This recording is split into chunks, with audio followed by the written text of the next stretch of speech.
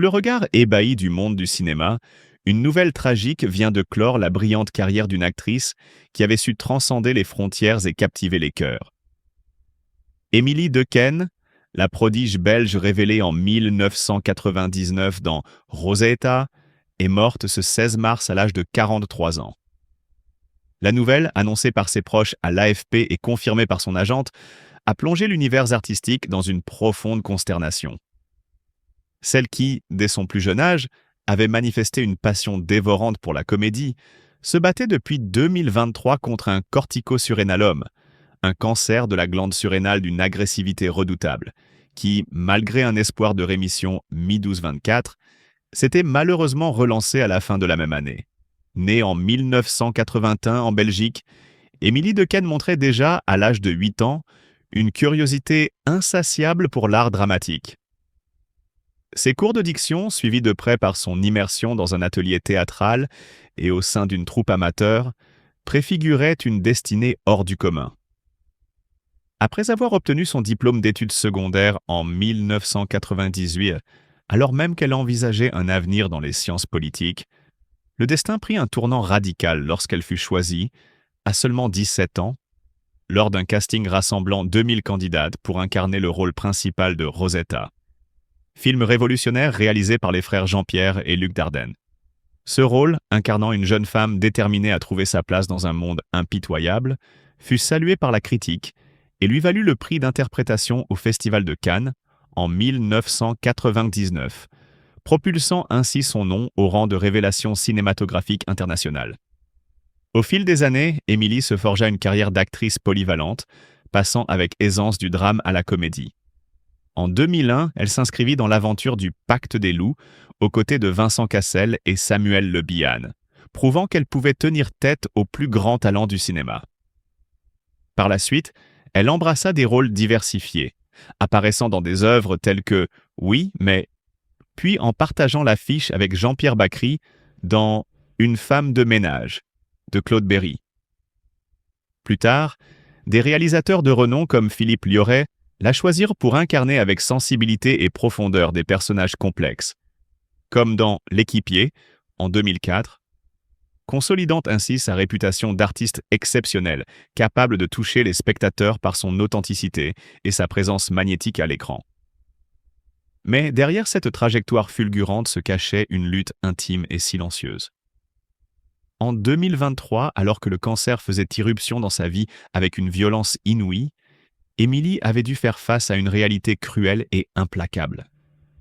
Ce diagnostic de corticosurrénalome, une maladie extrêmement rare et difficile à traiter, aurait pu faire taire l'éclat d'une étoile aussi prometteuse.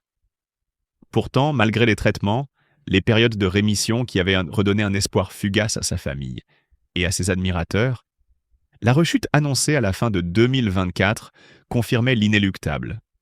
Le mal avait repris le dessus. Dans un combat acharné et douloureux, Émilie Dequesne affrontait une maladie qui semblait vouloir l'arracher à la vie à chaque instant, transformant ses journées en une succession de batailles épuisantes et de moments de lucidité empreints de mélancolie. Les témoignages de ses proches racontent des heures sombres passées dans des hôpitaux. Des instants où, malgré son sourire habituel, l'ombre du cancer se lisait dans ses yeux fatigués. Ses médecins parlèrent d'un cancer particulièrement agressif, une force implacable qui semblait défier toutes les tentatives de guérison. Pourtant, Émilie, fidèle à elle-même, faisait preuve d'un courage admirable, affrontant la maladie avec la même intensité qu'elle avait mis dans chacun de ses rôles. Sa détermination à continuer de créer, à inspirer et à émouvoir le public, même dans les moments les plus difficiles, était la preuve d'une âme indomptable qui refusait de se laisser vaincre par l'inévitable. La tragédie de sa disparition a provoqué une onde de choc dans le monde du cinéma et au-delà. Les hommages affluent, les souvenirs de ses performances marquantes se mêlent aux larmes versées par des fans du monde entier. Pour beaucoup, Émilie Dequesne restera l'incarnation d'une passion dévorante, d'un talent rare qui avait su transcender les limites de l'écran pour toucher les cœurs, bien au-delà des frontières de son pays natal. Sa mort, survenue à un âge bien trop précoce, laisse derrière elle une question lancinante. Quelle part de lumière aurait-elle pu encore offrir au monde si la maladie n'avait pas emporté son souffle si jeune ?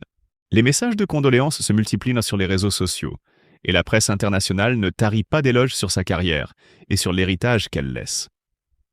Mais au-delà des hommages publics, c'est l'histoire personnelle, celle d'une femme qui a dû se battre contre une adversité implacable, qui résonne avec une intensité bouleversante. Émilie Dequesne, malgré la douleur et la souffrance, avait toujours été une source d'inspiration pour ceux qui croyaient en la force de l'art pour transcender la tragédie. Sa vie, marquée par des triomphes éclatants et des batailles intimes, se transforme aujourd'hui en un témoignage poignant sur la fragilité de l'existence et sur la beauté tragique de l'âme humaine. Ce 16 mars restera gravé dans les mémoires comme le jour où le rideau est tombé sur l'une des carrières les plus émouvantes du cinéma contemporain. La vérité sur la lutte d'Émilie contre le cancer, longtemps dissimulée derrière les projecteurs, émerge maintenant dans toute sa cruauté, invitant chacun de nous à réfléchir sur la précarité de la vie et sur la nécessité de chérir chaque instant. Ainsi, malgré la douleur de la perte, l'héritage d'Émilie Dequesne continuera de vivre dans le cœur de ceux qui l'ont aimée, rappelant à tous que même dans les ténèbres les plus profondes, il subsiste une lumière, fragile mais éternelle. Émilie Dequesne, cette actrice au regard incandescent, capable de transpercer les âmes de sa simple présence à l'écran, s'est éteinte à l'âge de 43 ans, emportée par un cancer aussi rare que cruel. Son départ laisse derrière lui un vide abyssal, un silence assourdissant, comme si le rideau s'était brutalement refermé sur l'un des plus beaux chapitres du 7e art.